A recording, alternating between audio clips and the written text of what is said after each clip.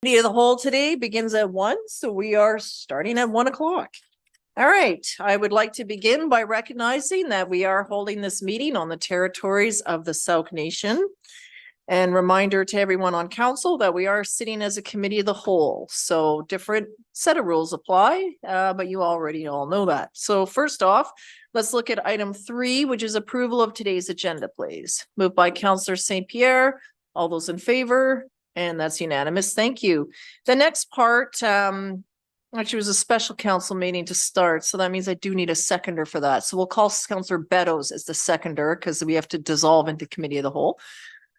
Okay, all those in favor again? All right, we're unanimous. Now we're good. So the next part is to resolve into committee of the whole, and that would be that council resolve into committee of the whole to hear authorized delegations and consider information related to the District of Sauk budget 2024. So that'll be moved by Councillor St. Pierre and seconded by Councillor Beddoes. All those in favor? That's unanimous. Now we are sitting as committee of the whole, in which case only one mover is required for each motion and more open discussion. So that brings us to our delegation today, which is I'd like to give a welcome to Pacific Can. We have a presentation today by Laurie Henderson from the Community Economic Development, who is the Community Economic Development Director for Vancouver Island and the coastal region. Welcome and thank you for being with us today. And if you could please join us at the table and turn on the microphone, and that way the good folks viewing at home can follow the presentation. Thank you and welcome.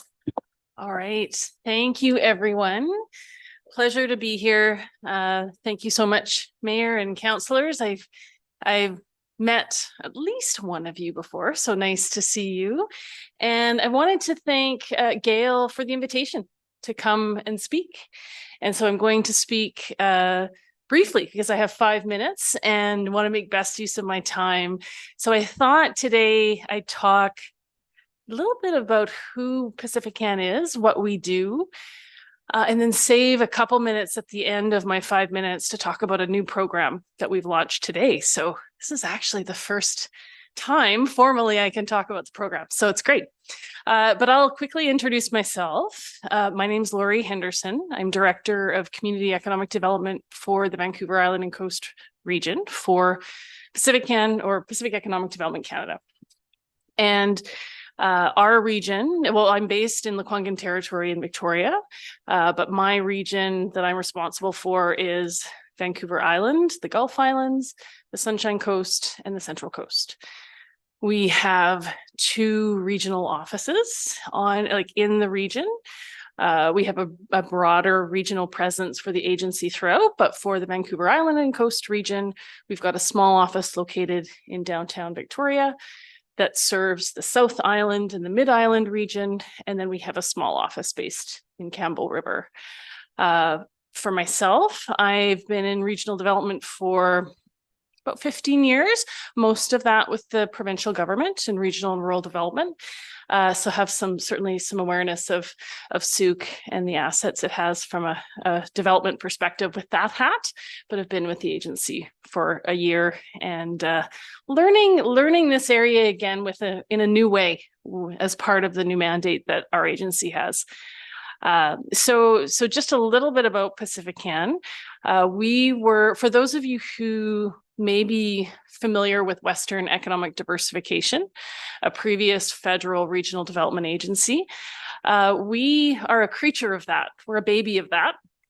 And so WD doesn't exist anymore, but Pacific Can and Prairies Can are now the 2 regional development agencies, the 2 new regional development agencies on the block in the country. And so we're very pleased to be an RDA that's focused solely on British Columbia for regional development. And so that's very exciting. We've been as an agency for a couple of years now, but only in the last year we've had a regional presence. So we've got about eight offices across the province.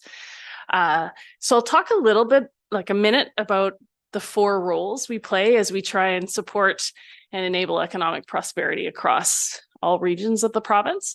And then I'll end by talking about the new program that we launched today, and then happy to take any questions. So as a regional development agency, focused on BC. We've got 4 roles, to put it really simply. And Gail's heard this story, and I look forward to speaking in much more detail, continuing with Gail as in her role on economic development. But very simply, we play 4 roles, and they are as an investor. And so we have core programs that we have access to on every year on a continuous basis that relates to community economic development and diversification, to regional innovative ecosystems, as well as and those are for not-for-profit programs. And we also have a for-profit program to support businesses, high growth businesses, called Business Scale Up and Productivity. So those are programs that actually existed when Western Diversification existed. And so we've kept that legacy of those programs. To round out our investor role, we've got a new program called the Tourism Growth Program that we've just launched today. I think Gail received directly some information on that program. And certainly I expect, well, there'll be information sessions and more details that I'm happy to provide Gail and others in more detail. But that program is one we'll have for the next 2.5 years. It came from our last federal budget. All regional development agencies will be implementing this program, but it's focused on growth, on tourism growth. So we used to have a program that focused on tourism relief. This is not that program. This is really focused on growing tourism opportunities in the region. So very excited to be launching that today. And Minister Sajjan, my minister, announced that this morning. So more details to come. Excited to learn about some of the opportunities or the project ideas that Sooke and the region may have. So just lastly, to round out the other 3 roles we play, or that we want to play in the region, is as a pathfinder. In my experience being in Pacifican over the past year and coming from the province and listening to communities and trying to understand what their economic interests are, their needs are, their opportunities, it's clear that there's varying levels of awareness of other federal economic programs. In some cases, there's little awareness. So we're trying to really help play a role to pathfind, share information in a targeted, meaningful way with communities that have interests in other programs that are part of the federal family, but aren't ours. And so that pathfinding piece is something that we're growing into. And then I would say, lastly, just to round out our role, is we hope to be an advisor in the region and play a complementary role to other regional and provincial organizations that exist in economic development, but to play an advisor role from a federal RDA perspective. But part of that advisor role is also to really listen and understand what the economic needs and opportunities are in this region so that we can bring that into our agency, bring that into stronger awareness within the federal family. And so that's a role that we're going to be playing, is really trying to share that regional intelligence into this agency and by extension into other departments that have connections directly in Ottawa. So we really want to understand our region that we serve.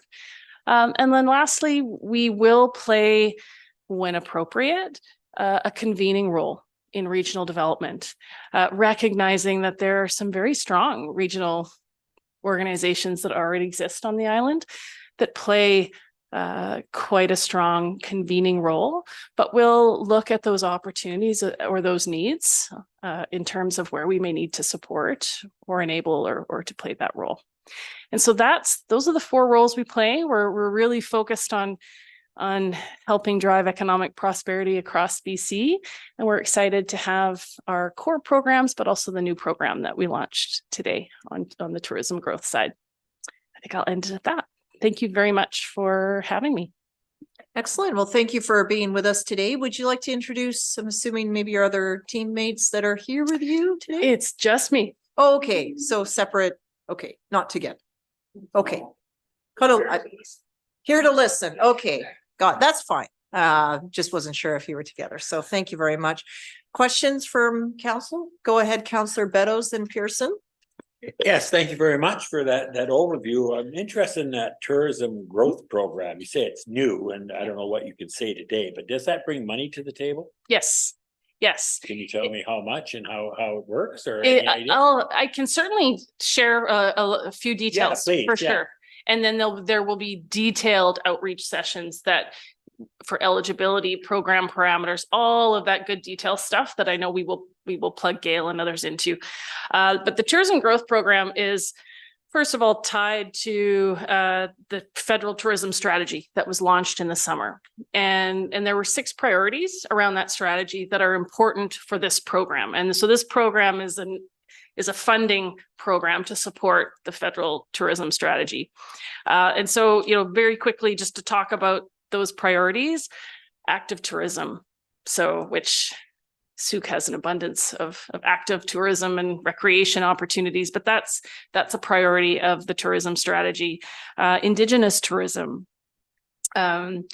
dispersing tourism outside, like into regions outside of kind of those larger urban centers. Supporting the extension of the tourism season, so going into those shoulder seasons, and supporting sustainable tourism. And lastly, supporting tourism growth opportunities that are also nested within regional or provincial destination development strategy work that's already been done. So just recognizing that there's been quite, depending on the region, there's been quite a degree of activity in product development, destination development already. And so we want to pay attention to that. So, and give that some respect as well. And so those are the 6 priorities of the strategy. And I would say those priorities are important for a project that is going to seek funding for the tourism program. Those are the same kind of priorities. But just really quickly to round off, we have this program for this fiscal year and 2 more the next 2 fiscal years. So it's finite. It's time, what we call time limited. Okay. So our other programs that I did an at a glance, those are continuous intake. So if Gail would like to talk to me about a project idea, she can do that at her convenience. For this tourism program, there's actually going to be, there is an application intake. So there's kind of a window where you would put your application forward. And so it started. So who would apply though? That's what I was sort of getting at. Okay. Would this be a business that wants to start up in Souk to take advantage of, we found during COVID, a lot of people came out to the west of the island because they had nowhere else to go and they liked it. But what we're finding is that they're passing through Souk, going to Jordan River and Port Renfrew. So is this money available for someone to say, gee, I want to start up I just say a kayak business, we have one. Is that money for them or is it more for a group? I don't know. Maybe you can explain, who would get that money? Yeah. So the answer is it's for businesses, tourism operators, Okay. existing tourism businesses, as well as what we call the not-for-profit side, which could be a regional destination marketing organization. It could be a municipality. It could be a Okay. cluster of communities who want to work together on tourism. But there is what we call kind of that not-for-profit led focus, as well as some funding for tourism businesses. Gail's taking notes. Oh, that. I'm sure she is, and we'll be following up. But I would just stipulate though, for depending, like if you're a for-profit tourism company, if they were approved for a project for some funding, that would be via a repayable contribution. So those are 0 interest, I think, but So low loan. interest loan for a repayable contribution for a for-profit. If it's a not-for-profit organization, so a municipality, a regional organization, it's what we call non-repayable Forgivable contributions. loan, sure, yeah. So it's All right, that helps. yeah, so it's a little detail, but there will be more information that certainly we can share with Gail Scott and others in the area who may have tourism interests. Sure, it's getting the word out there to people that there's some dollars to get started. Yeah, and then maybe I could just end, the application window is 3 months, so it opened today and it closes February 20th. Wow. So not a lot of time for people to get their act together, is there? No, thank you. you're welcome. All right, Councillor Pearson was next. Thank you. Thank you. Good presentation. Lots of information, lots of sound bites. Lots of sound bites in there, including mine now. So I have a question about in your role are you in the two-way communication part of this back to the federal government?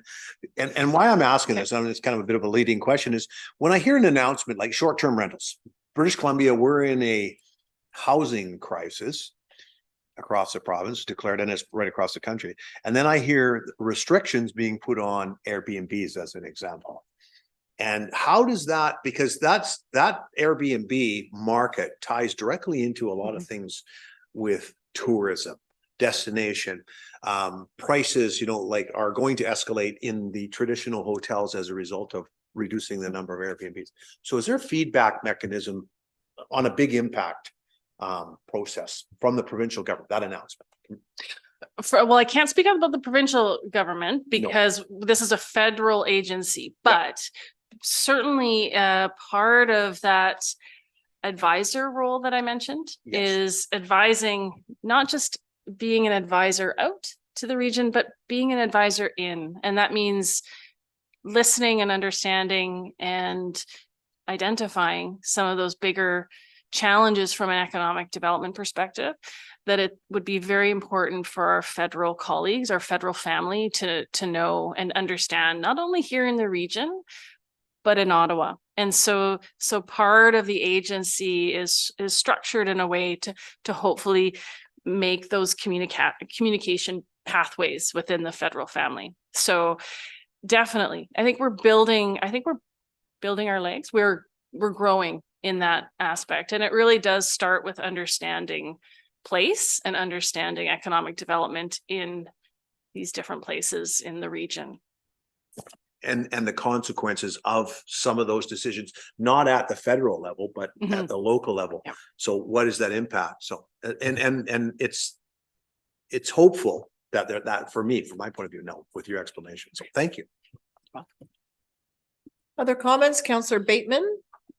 Sure. Thank you for that very brief introduction. I know our 5-minute rule here is a bit shocking to some people, but you were good with it. So I wanted to ask through you, Mayor Tait, to our Director of Community Economic Development, Gail.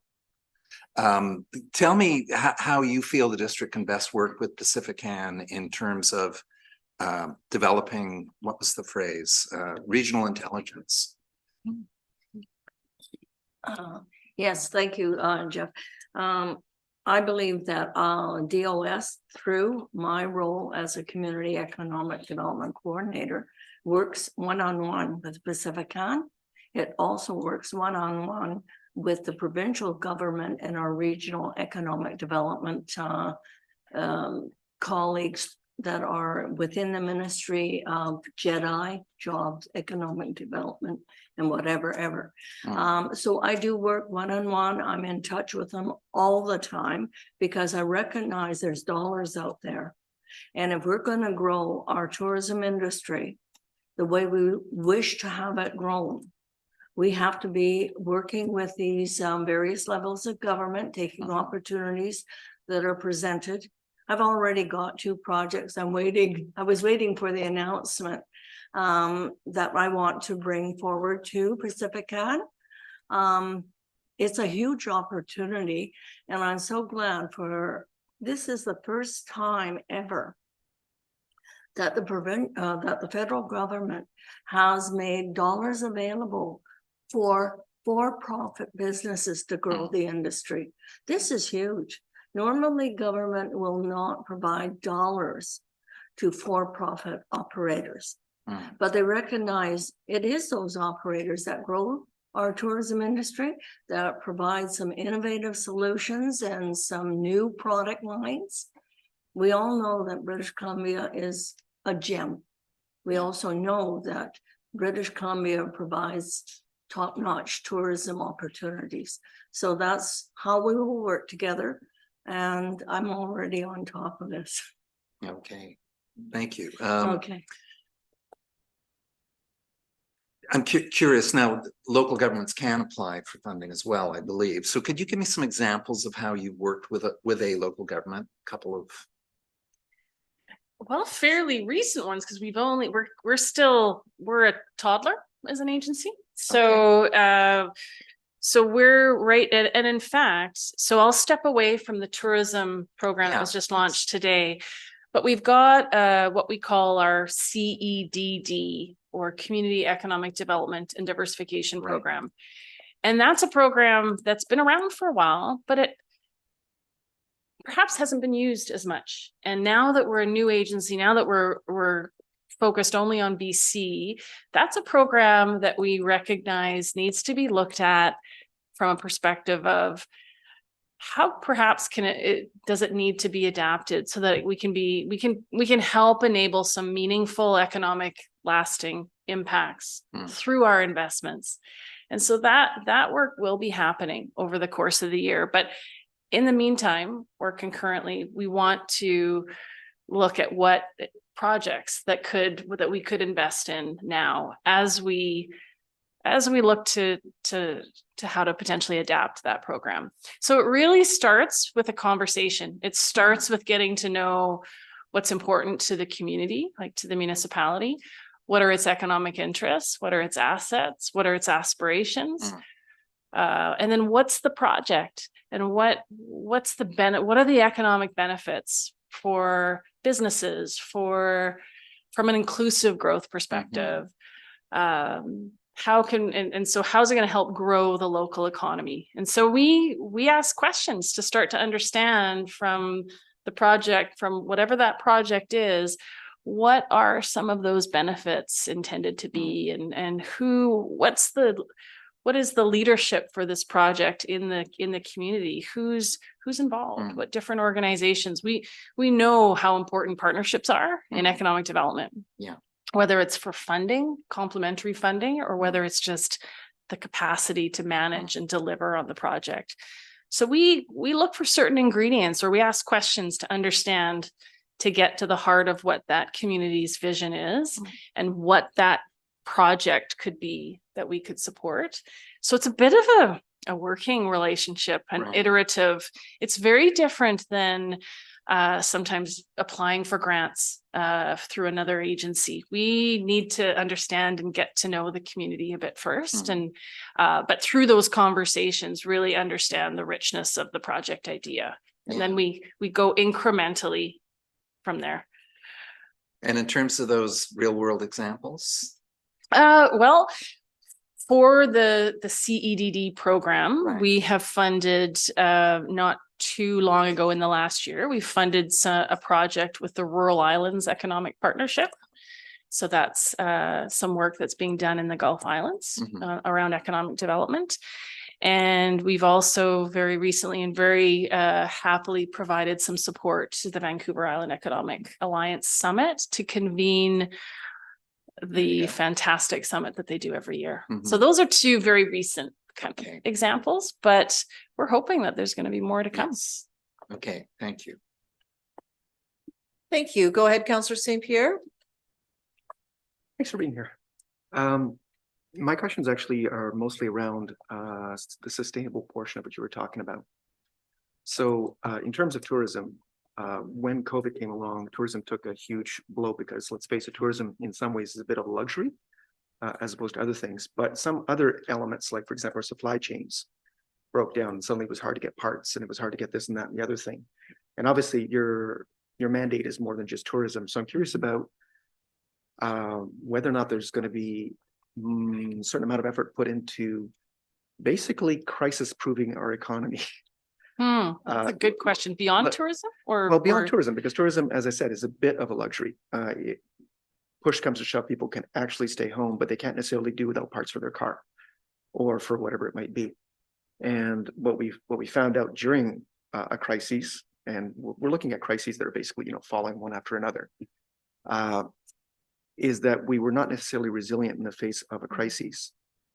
And I'm curious about what that might look like. For example, local entertainment. If you want to look at the tourism piece, local entertainment suddenly became really important. It was nice to have a bowling alley and a theater and a few other things, you know, locally, so that you don't actually have to get on our single lane highway to try and travel to get various other things. That's local entertainment that would feed into tourism. But I'm curious about your strategy and whether or not, as an advisory body, you're looking at these different elements. Well, I think the short answer is we are very curious about those elements, whether that kind of project fits within a time-limited tourism growth program that I anticipate may have a lot of applications of projects. It's all a matter of what's going to come to the top from that large plethora of applications. But I think in terms of resilience and looking at ways to grow your economy or maintain your economy, maintain your small businesses, like that's a community economic development story there. And so as an agency, beyond our tourism program, we have a strong interest in trying to understand what are the different needs in community. And they're going to vary. We recognize it's what Sooke is feeling or wanting or needing might be quite different than a community in a different part of the region.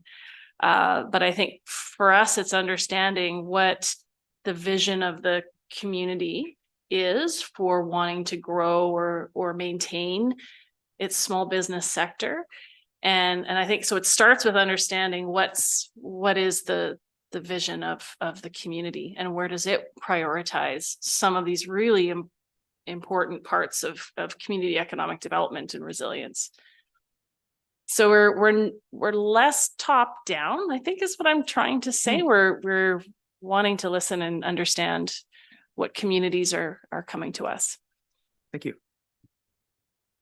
Okay, anything from anyone else? Oh, go ahead, Councillor Lydon. Yeah, just one quick question. Hi, Lori. What kind of dollar amounts are available for this new program? For the tourism.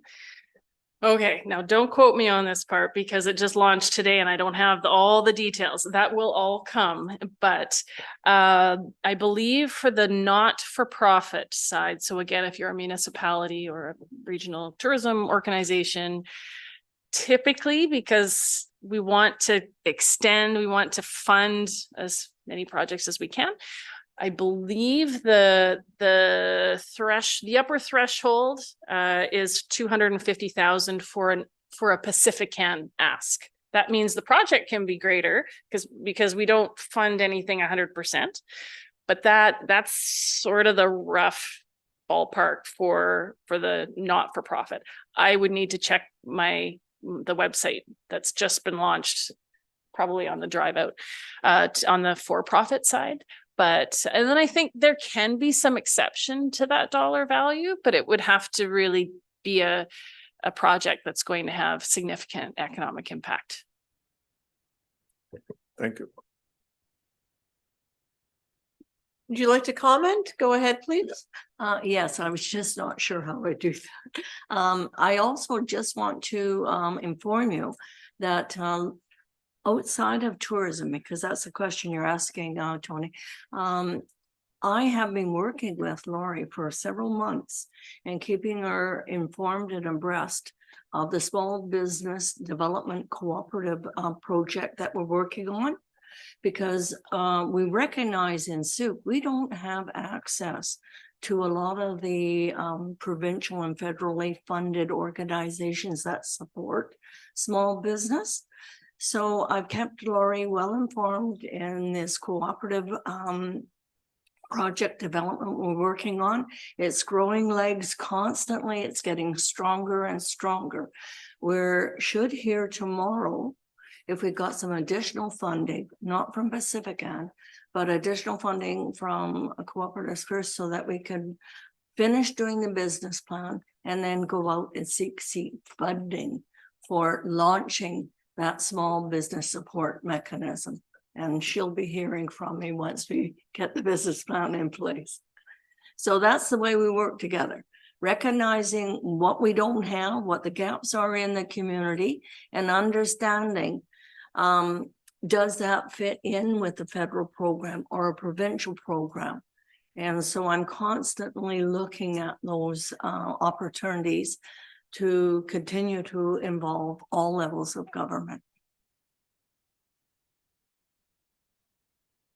Great. Okay. Well, thank you very much for your time with us today. We do have portions set aside of time for members of the public that might want to comment after each item. So are either of you interested in? Yeah. Okay, so I need you to actually move to the gallery, please. Yes, please. And then for members of the public to please come forward, and you just need to introduce yourself. We just require your name, the local government that you live in, and it would be for this item only. Yes, absolutely. My name is Lindsay Percival, and I'm a Sauk local here with the Sauk Region Tourism Association. I just wanted to speak to Councillor St. Pierre and just let you know that Destination BC is hosting their Resilient in a Crisis communication program starting tomorrow, which I am attending. So it ties in very closely to what you were asking. And it creates a crisis preparedness program for local tourism associations and other such not-for-profits to be more prepared in upcoming crises directly related to what you were speaking on. If council is interested in that sort of programming, I can always forward along to whoever necessary. They do have a full workbook and everything. And once completed, if interested, I can always forward what the Tourism Association myself comes up with afterwards as well. So I just wanted to pop in on that. Right. Thank you for stepping forward and sharing that. And yeah, any emails can go to council@sauk.ca. And then everyone will receive it and have the benefit of the info and carry for there. So thank you so much. And anything from the other individual in chambers? No, we're cool. Okay. Great. Well, thank you very much. And on that note, we'll carry on to item 2 or item 6, number 2. 6 is budget. Under reports is budget 2024, what we heard report. Over to Ms. Gray.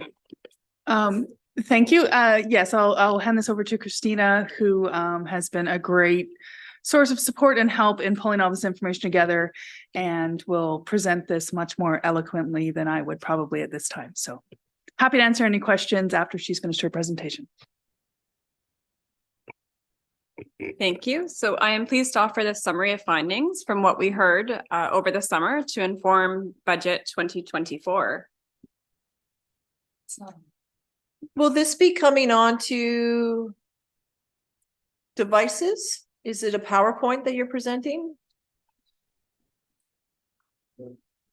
Okay. How do these turn on again? Put on the wire. Okay, just bear with me.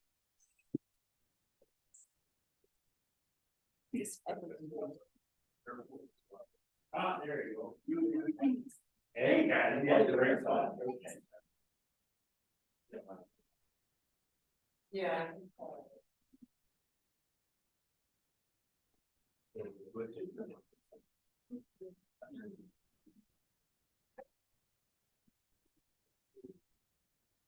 I can follow along on my time.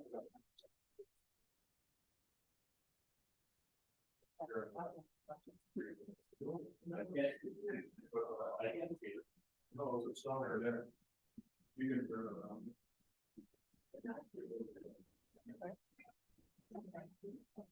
The other option is if we shift that, we all have it in on our iPads, so can follow along with that as well. Just, yeah, and that way we look at the bigger screen, know which one we're looking at, so.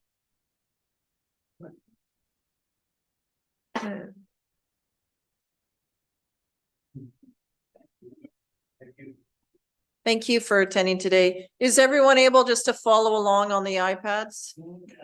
that one is out now though. Oh, now it's on. Okay. That works. Technical issues sorted. Sorted. Perfect. Thank you.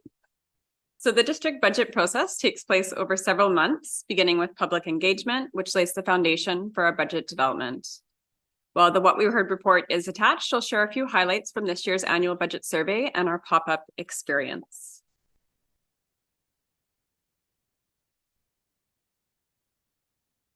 So our budget experience is meant to be accessible, inclusive, practical, informative, and I'll even go as far as saying fun.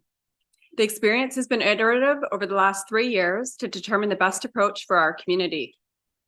In addition to a traditional survey, it evolved this year to include a short form survey, a dot voting question alongside the pop-up experience, and a random mail out to 200 households. The total engagement through all mediums, including the pop-up experience, was more than 1,000 participants, with 268 of those being surveys. 91% of survey respondents indicate the quality of life in Sooke is average or good, with 61% giving 4 or 5 stars and 30% giving 3 stars. 9% indicated a less desirable quality of life, with 8% giving 2 stars and 1% giving 1 star. You'll note in the report, there's a few excerpts as well as the comments made that associate or align with the star ratings as well. 72% of respondents to the long form survey report being satisfied with the overall value that they receive for district services. 45% rated the value paid for district services 3 stars out of 5. 20% rated 4 out of 5, and 7% rated 5 out of 5 stars. In looking at specific service areas, the majority of residents expressed satisfaction with all district service areas. The highest rating was for fire rescue services, with 90% of long form survey respondents indicating that they are satisfied or feel that they are receiving good or excellent value for that service area. On the other side of the scale, probably not surprisingly, local roads was the service area which received the lowest rating, with 59% of respondents indicating that they are satisfied or feel that they're receiving good or excellent value in this service area. Where the district sought to understand service area priorities received the greatest feedback throughout the budget engagement. This section was informed by data from more than 1,000 residents, as it was the common question asked through the long form survey, the short form survey, and in the Dotmocracy experience as a part of the pop-up. Additionally, where persons preferred not to participate in the survey or dot voting, verbal comments informed observations of what we heard through this section of the report. So there's some note section in the hard copy of the report that speaks to those additional comments that were received.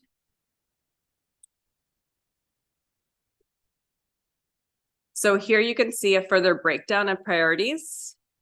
There's quite a long list of them. So with the ability to safely walk or bike around town, and health and wellness services at the top. And then at the bottom, requests for public Wi-Fi and a municipal garbage service as the lowest areas of priority for the community. Specific to resource allocation, we sought to understand more about how the community wants to see both the human staff and the financial or budget invested. So 20 items were identified in this area. They included things such as yard waste disposal, roads, solar, playgrounds, parking, housing supply, decreasing permit processing times, and many more. So throughout the year, when we get resident inquiries, snow removal is another kind of seasonal hot topic. We'll capture those and make sure we're following up in our annual budget survey each year. The top 5 greatest priority areas were expressed as roads, sidewalks, park acquisition, bike lanes, and road maintenance. The top 5 lowest priority items were expressed as solar and other renewable energy for corporate buildings, a transit pass subsidy program. Again, that's an example of resident-specific ideas that had come forward throughout the year, dog management, climate action, and increasing housing inventory. I'll note with the latter, so specific to housing, that while we acknowledge the community expressing this as a low priority item, the province, as everybody is aware, will be providing us with targets that we must reach. So this presents an opportunity to align the community contributions through such development with the top priority areas for the community. Lastly, we sought to understand more about resident support for an asset management program.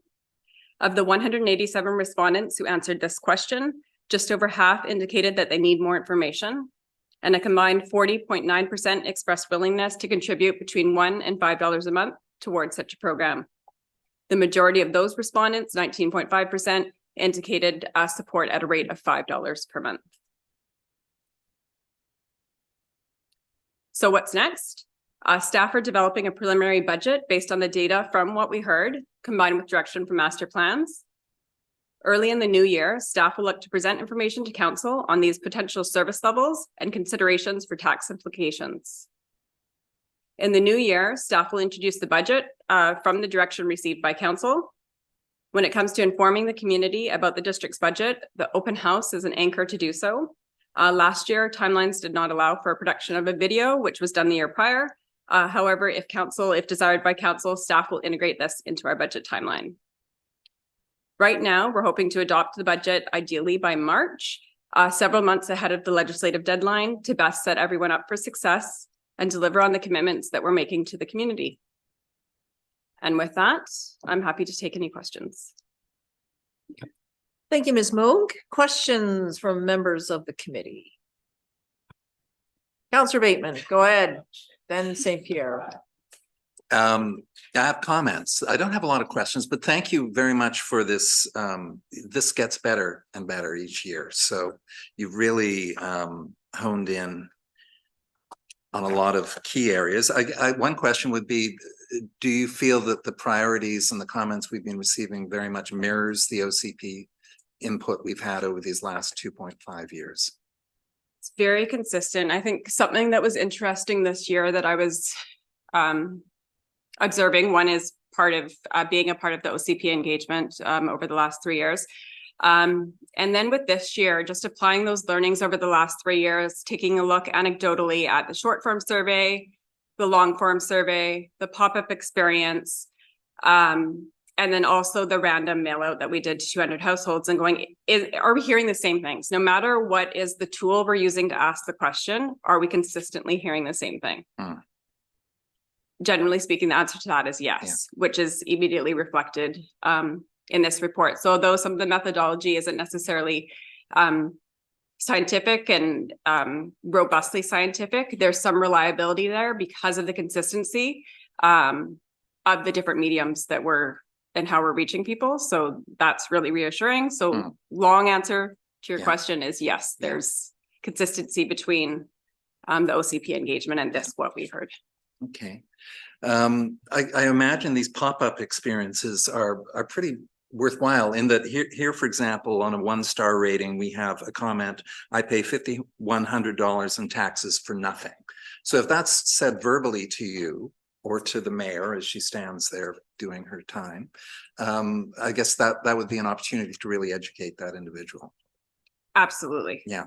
And so we intentionally, so a couple of things that we did this year differently than previous years, and to really expand that reach to make sure that anybody who wants to participate has the opportunity to do so. So we attended the evenings, we attended on the weekends. We're not forming the traditional office hours, Monday to Friday, 8:30 to 4:30. We're going to the community on evenings, on weekends. We're going to your neighborhoods at various parks and different locations. So we're coming to you as opposed to waiting for the community to come to us per se, just to make sure that we can connect and we can inform and educate and respond to a statement such as that and tailor it in a way that's specific. So that is a comment that we received at one of they happened to be at the market. So that provided an opportunity to say, well, you're enjoying this market. Did you know that the market actually receives funding from the district? This is part of your tax dollars at work. And being able to make it meaningful at the household and the individual level, especially on a comment that's as strong as that. So. Thank you. So that works well in that verbal one-on-one context. So I'm wondering about, and I think you've discussed this before, a fact page on the website that would address these commonly heard comments misconceptions? Is that one day in the future, possibly? Yes. I think a lot of that is built into the website redesign. Yes. And then just to speak add a little to that, I would say that staff really went all out trying to find different times, different places, different everything, recognizing everyone's schedule is different. So it's best efforts. And the only other alternative is to do it door to door, which anyone campaigning would know that that's hit and miss too, because not everyone wants to talk to you when you show up at their door, or even when you return, when they say they're home, they don't answer the door. So it's the best case scenario, but it does provide a little more opportunity. Okay, well, is that your total municipal portion or is that all of the portions? Let's talk about each one in turn, about where we're at, and you can do a bit more of a breakdown on that. Largely people that do attend those markets tend to, I would say in the times that I was there this summer, it was 3 or 4 times, tend to be very positive. I found it interesting when in one case it was an interesting conversation because it had to do with increasing building permit turnarounds and improving, I think, District of Sioux culture. So we're talking a bit around the morale on the district and the need to hire more. So then it was like, no, we can't hire anymore. And I said, so how does this improve without the humans? Are you comfortable using AI for approvals instead of an actual human? Well, no, I don't want that. And then it came back to, well, that's why a safe and attractive workplace is important to have performance to meet the service levels of everything that comes in the door. It's all connected. So it does allow those breakdowns, but it's also the case where we're trying to be friendly. Not everyone wants to talk to the people. So then mixing it up with different people may not want to talk to me, but would certainly talk to one of our staff members instead. Or maybe not on the way in, but the way out of the market. So a lot of dynamic conversations, but I don't know, it's very difficult to please everyone with the budget. Councillor Beddoes. Yes, thank you, Your Worship. I love this. Oh, sorry, Councillor Beddoes. I meant to go to Councillor St. Pierre next because I'd already. Well, I heard my name. Okay. Are you okay to wait, Councillor St. Pierre? Okay. Sorry, Councillor Beddoes. That's fine. And just to Yeah, staff, we're all can you friends turn here. off your microphone? Thank you. Yeah, I love this, 67 pages, and it's quite a read. And first of all, I'd like to get a printed copy, thank you. But when we do our strategic planning, this is invaluable information when we have our strategic planning. Yeah, I just wanted to pass on how that helps me greatly as a councillor. Thank you. Councillor St. Pierre. Sorry about that, both of you. Thank you. Thank you. I was curious about a few things. One of them, just a quick one, the mail out. How successful was the mail out? Because my understanding is that they're generally fairly expensive and you don't get a lot of returns. I'm just curious. Surprisingly about 15% return. So in theory, if we were to do a larger mail out, there is a good opportunity there. So we did it in-house. And some of the responses were not, interestingly, not all responses were back from the print version, but they indicated that they then completed it online. So again, applying those lessons learned to next year, doing a postcard, a smaller scale mail out, driving traffic to the online survey would probably be a tool worth exploring and seeing what the return on that investment is. And an additional question on that one, were the mail outs targeted, for example, to residents that we might expect are less digitally aware, or? They were, it was a random mail out, so completely random. But to maybe go one step further with those who are less digitally inclined, we did have phone surveys as well, and then have print copies in person to make sure that we're accommodating any digital literacy levels. Perfect. By the way, it seems like a fantastic return on like 1,000 people out of 16,000 is amazing in terms of engagement on anything at this level. So that's really impressive. I was curious also, clearly, based on what our mayor was saying and so on and so forth, there's a lot of education involved in the engagement for the budget. But a lot of the comments that I saw, they really make me wonder in some ways, many of them are related to Why do we not put all the sidewalks and infrastructure in before we actually do any further development? How much work is done towards allowing residents to understand some of the realities that we're up against? So for example, there's a certain amount of development that we can't legally stop because it's already zoned for that development, and that development, we cannot legally stop it. So we sort of have to, you know, try and how much education is done in terms of that sort of thing? Would be my next question, because looking at this, again, to what our mayor was saying, most of the top issues were connected. Sidewalks, climate change, congestion, housing, and local economic development. And they're all, we know that's still just one big ball of wax. So is there a really good opportunity here to just maybe message out in terms of what the district is already doing and how we're actually, what our strategy actually is? Because I strongly suspect that most people believe we are flying by the seat of our pants and have no strategy whatsoever. But that's based on the comments. I'll answer that first and I'll go to our staff. So at the pop-up booths were copies of the transportation and the Parks and Trails master plan, and as well as the budget. So when someone would ask that and say, well, there's no planning, well, there is. So these are the documents that are determining where we need to make road improvements, what type of roads they are, and this has all been vetted through a public process. Then as certain properties along the way come forward for development, we outline these are what. This is a developer responsibility. This is a local government responsibility. We could do it all just solely on property taxes. Right? We can do it all right now if everyone is willing to pay, but that's not reasonable. So that's why we sometimes have to wait. So there is a plan. So when you actually show and talk about, okay, you see, for example, Grant Road, you can turn to the page, you can show the sketch. Here's what it looks like, and here's the rough timelines. There is more of an understanding of why that's done, but we also have to recognize some of the pieces were not zoned or maybe didn't have those requirements in place.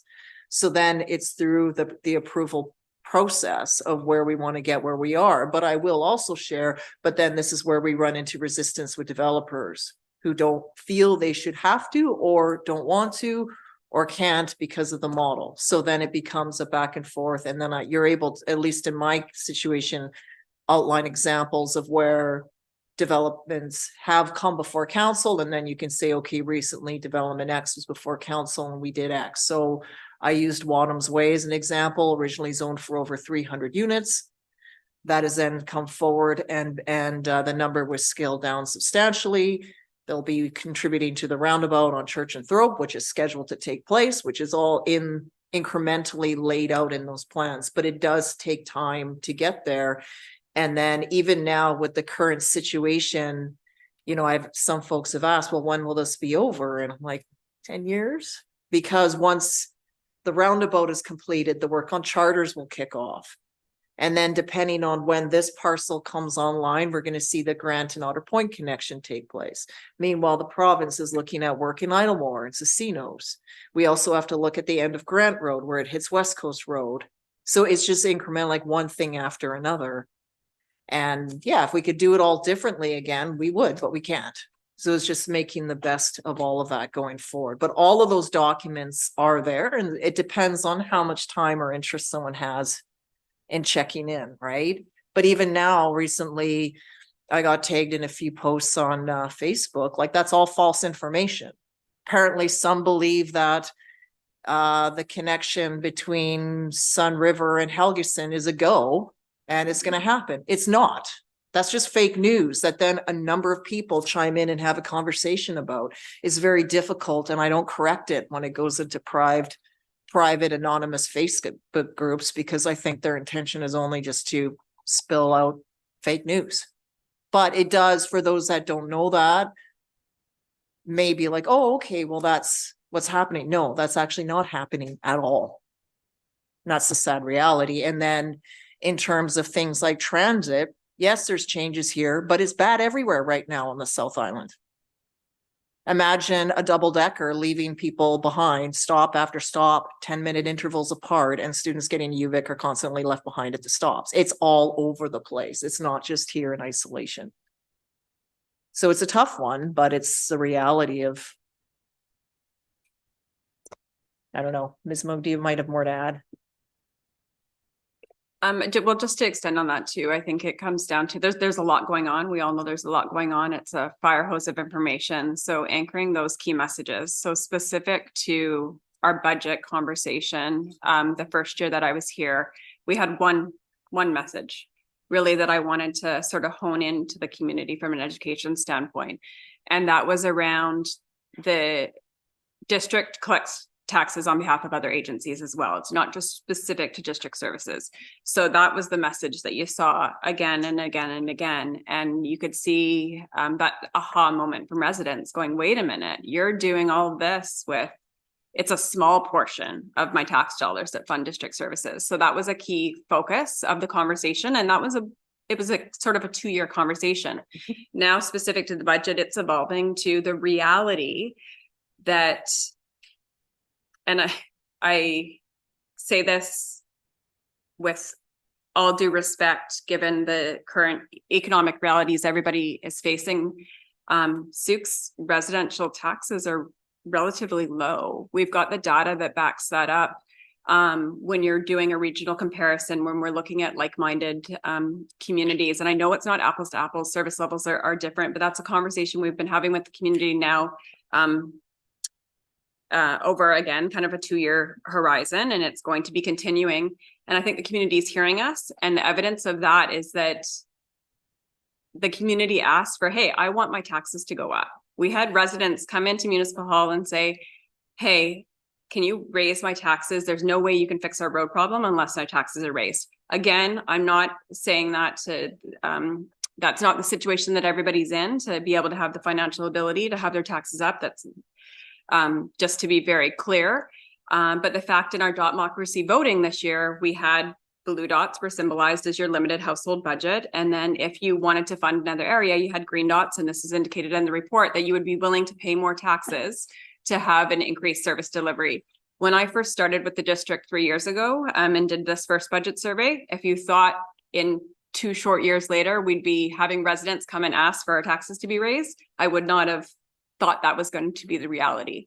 But people are understanding that this is the situation that Souk is in, specific to the roads, because that's a main theme through this year's What We Heard. We're all experiencing it, and the reality that our roads are built to rural standards generally. To do 100 meters from design to fabrication, including sidewalks and bike lanes, the type of infrastructure the community is asking for on our main corridors, that's $600,000. Those are real numbers in today's numbers. That's 6% of taxes. All of these pieces add up. So as long as residents know, I think, or have trust in us as a team, not just staff and not just council, but us as a community, that we are working together and that their dollars are going, there's that line of sight where their dollars are going to. So if it's specific to sidewalks or specific to playground infrastructure, whatever those hard costs, that we make sure, and myself as communications, are amplifying and highlighting that those are your tax dollars at work. Where we maximize, so using the church through roundabout as an example right now, we secured a grant for $500,000 to go towards that. If we had not, that would have been another 5% tax increase. So making sure we're celebrating those milestones and knowing that everybody in this room is committed to getting the best bang for your buck of the tax dollars that are out there. So I'm kind of deviating from your initial question there, but it's, what is that key message? What is the reality? We can't fix it all tomorrow. It's going to take time. It's going to take costs. But what are our priorities? And that's what this conversation hopefully helps inform, and inform from listening to the community for this team and you guys as council, into, as Councillor Beto said, with strategic planning, those next steps. And then that comes back to our key messages that we amplify. So what I've heard is that strategically speaking, you're being extraordinarily strategic. You're focusing on what the public can accept, which is basically maybe one message drummed in over a period of 2 years, because otherwise the message gets diluted, I would imagine. And right now you're focusing on making sure that people are prepared for additional costs so that they can actually pay for the things that they're actually saying they want. And that sounds perfect. Sounds like what I'm asking for is just too complicated. So that's okay. Okay, Councillor, I'll go to Councillor Pearson next. First time speakers. Thank you. really liked the presentation. It was lots and lots of reading. Good information. Helps us, you know, what Councillor Better said earlier is in our strategic planning. I was curious about the page 15. More about traffic and its impact on our quality of life. Was that just an ad by you? Just to, and the reason I asked that is because traffic is the number one irritant to people when they talk. But when I look at some of the things about, you know, the stress and time management, I think I'm also hearing from people, elders, seniors, which I've just had to deal with, around the whole healthcare in our community as well. So that the stress piece and things like that. So I was just curious about that page because I thought there should be one like that for healthcare as well, right? So. So funny, as everybody is aware, I mean, and one of the main correspondences that we have comes into that, like, we hear you, we understand that this is having a significant impact. I think interestingly, if I were to say some components that might have surprised me through what we heard, number 2 was health and wellness services. Okay. So I know I had some residents say, well, so what? Because that isn't immediate, it's not a local government jurisdiction. However, and this is what led me to include this anecdote, within the social determinants of health, there's still indicators that are within our purview, that those are all hand in hand. As Councillor St. Pierre said earlier, everything is interconnected. So given that health and wellness services was number 2 on the priority list, I thought it was valuable to acknowledge that we're aware that there's a cause and effect here. So. And I appreciate that. I'm happy that you put that anecdotal piece in there because it starts zeroing in on what the issues are and the way that you've heard them and in your data collection. So thank you. Well done. Other question, or sorry, Councillor Beddoes, go ahead. Yeah, I should probably know this, but can you give me, what's the tax bill that goes out? What's the percentage that comes to us? I mean, I've seen it mentioned many times. I don't have it in front of me. Roughly, you know, is it 50%? 40, I know, I'm trying to think. I think it's like less than half. All right, come so from if I municipal get some of the operations. ballpark figure, 50%. Basically, I'm not gonna be too. Yeah, I don't know down to the penny right now Yeah. today, but yeah, it's less than half of the total tax bill is Okay, collected for good, municipal because operations. that was a very important thing is like you say, when that person says you have $5,100, you got nothing to show for it. Well, first of all, only half of that comes to us. And do you have police officers? Do you have fire department? Well, yeah, you do get something for it. So thanks, 50% roughly, less than, okay. Councillor Bateman? Yeah, thank you for this report again, and so grateful that you arrived here 3 years ago and have made such a significant difference in our being the voice of the District of Sauk effectively.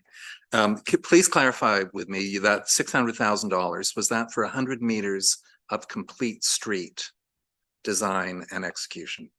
Yes, Mr. Carter and I took a look at that calculation. Yeah, that was designed to fabrication for bike lanes and infrastructure. And we cited the recent projects for the phase 1 of Church Road and Otter Point to cross-reference that those are real-time dollars, not building roads elsewhere, but building roads here in Sauk. Okay, that's a good number. 100. So I'll carry on. But I'm just gonna follow up with that. So when you say it's $600,000 for 100 meters, is that raw land, converting raw land into a road? Like, so there's no road there now, and then we're gonna have one. I'm not going to go too far into the weeds No, I on that, understand. but generally, yes, yeah, a new road construction. I think, or was it reference to like, because the roads are rural, so like if you're digging up further down Otter here, there's asphalt there.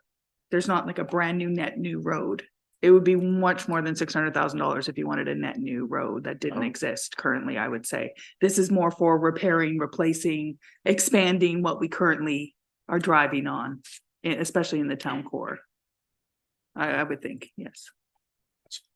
It is.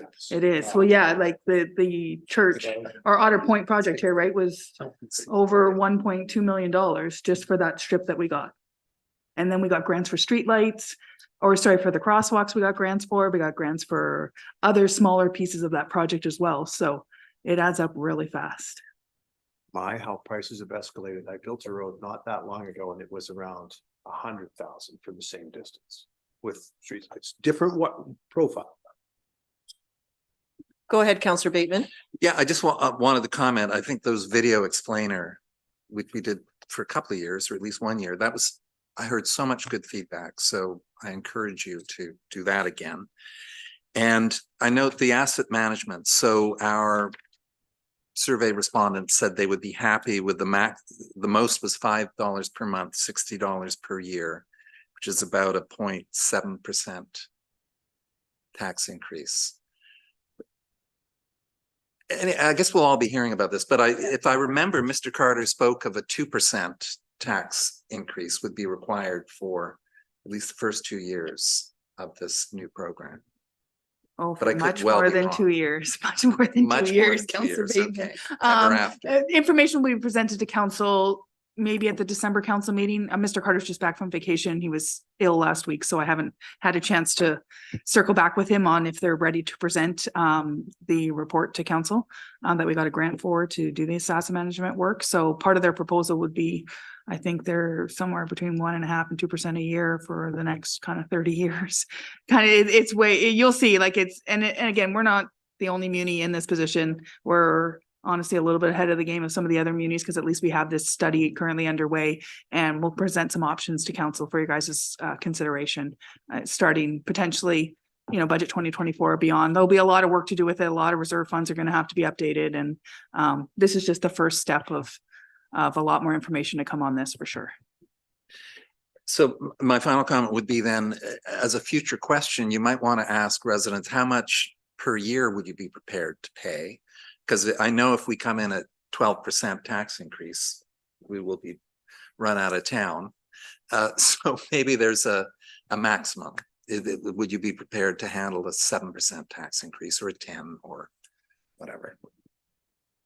I would just like to add, similar to messaging, like 12% is a lot different for Sooke than it is for any other municipality. So trying to focus on the dollars more than percentages is definitely what I would like to more focus on, because, for Langford, you can get $1 million for 12% increase. In Sooke, you can get, a couple $100,000 maybe, or obviously it's more than that, but percentages mean two different things to municipalities. It's hard to compare that apple and oranges. So we're really going to try and focus on the dollar impact and the dollar increase, because that's what's actually hitting people's pocketbooks. And the percentages, we can kind of explain why it's different in different munis, but for us right now, 1% is $100,000. In Langford, 1% is probably $600,000-$700,000.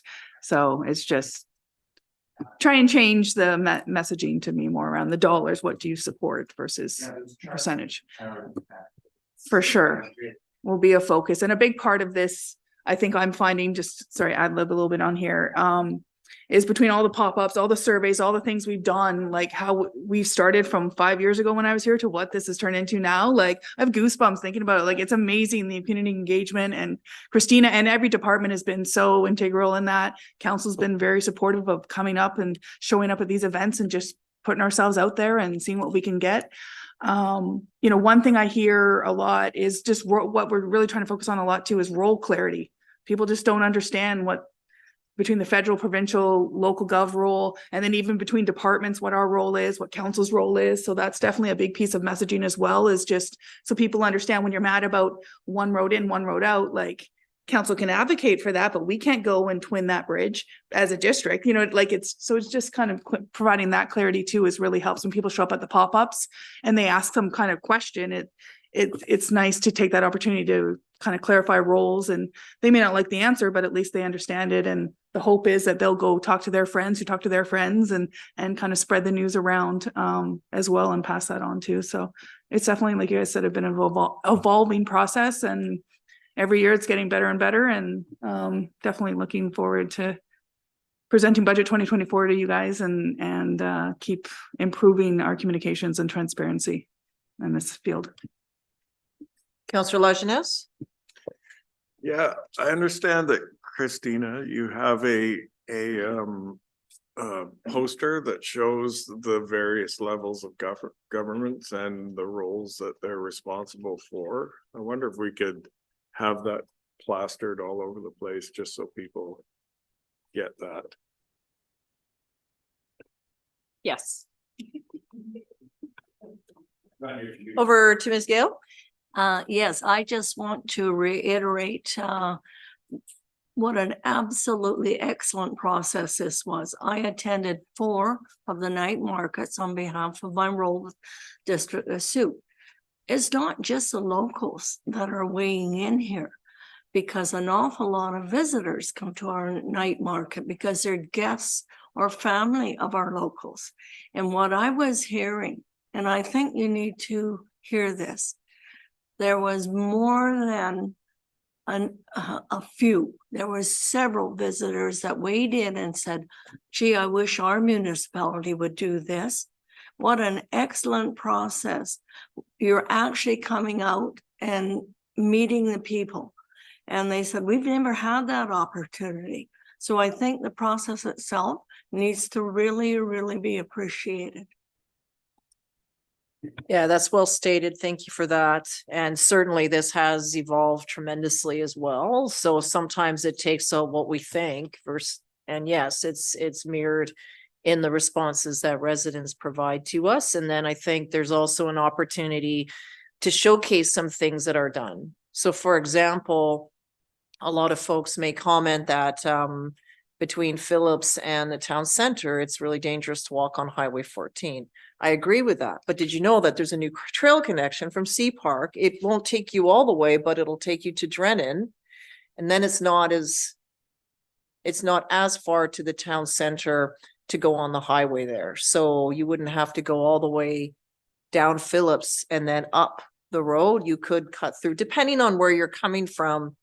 And I think the students find it first, always. So there's a number of students that walk back and forth to EMCS from all points of Souk, and you can see this is why it's identified the need for the crosswalk at Sea Park, because they'll cross there, continue on through Sea Park. Some of them will stop to work out, and others will continue on through the trails connection through the back to through, and then go out in different ways. So they're exploring and they're finding it.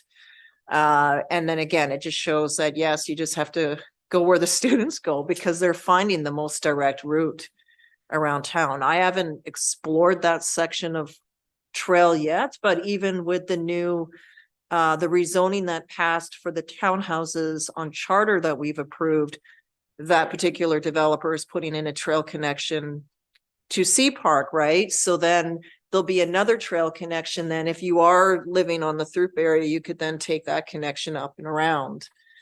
Because then this other road, eventually it will come, but it's just waiting for that infrastructure. In the meantime, there's other ways to get around that are also safe. So it just enables us to showcase that work. But I think to Councillor Lajeunesse point, also showing the breakdown on where each level or order of government sits. And this is why when it falls on us to do the work that isn't within our scope, it's very challenging. So in particularly when folks are chiming in about maybe the Hope Center or at McGregor Park, well, we're resourced with bylaw and fire. We don't have teams of mental health. We don't have access to those resources. Our only place is to do a response based on the fact that we do fire and bylaw, and to advocate to the province to do X, Y, and Z, because it doesn't fall into our realm, even navigating the world of healthcare. But if we ignore it, the livability is impacted. So that's where there's all the pieces that overlay on top of everything. So it is what it is. But thank you very much, Ms. Moe, for your work on this. And I think it's excellent, because before it's like, okay, and if you base it on who's available to show up in chambers, it's either no increase or increase. Like, it's not enough of a sample of the community. And naturally for some, it'll always be too much. And for others, it's fine. It's just, I think that's where council then brings in, and even with the staff, it's just, okay, we're all bringing in our own unique experiences in terms of what we're seeing and experiencing, come up to something that, I don't know, isn't always agreeable, but it's not disagreeable. And I think the interesting conversation that some owners are having now is sometimes insurance renewals occur around the same time as property taxes. And for a while, it seemed that they were very similar. What you pay annually is the same to both, and insurance now is escalated significantly, and they're no longer uniform. You just pay anyway, our household, maybe not a good example, pays significantly more in house insurance than it does in property taxes. It's just with climate disasters, fire, earthquake awareness, all of that, it just keeps changing. I think the only thing that's reasonable right now is auto insurance. That doesn't seem to have gone up, but we won't get into that because we don't deliver that service. Okay, so on that note, I think we just require that the committee of the whole recommend council receive the budget 2024 what we heard report for information. Moved by Councillor Pearson. Any discussion on this further? All those in favor then? None opposed. That's unanimous. Thank you. There's no new business. Number 8 is that the committee of the whole rise and report.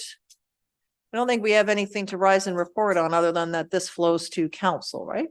There's no members of the public. So for those viewing, I don't have anyone to invite to comment because the room is empty. So on that note, we did do number 9 that was received for information just now, right? We don't need to do it again. Well, the intention was to rise and report out of committee of the whole into special and make Oh, that right. resolution and close. Got it. Okay. So we have to rise out of committee of the whole. So that's moved by Councillor Bateman, just so everyone is clear, clearly not the chair. We are shifting back out of committee of the whole into special council. Okay. All those in favor? As unanimous. Thank you. Now we were back sitting as council in a special council meeting. So here is where the recommendation would be from the committee of the whole, that we receive the budget 2024, what we heard report for information. Moved by Councillor Lajeunesse, seconded by Councillor St. Pierre. Any comments from the councillors? No, anything? Nope. All those in favor?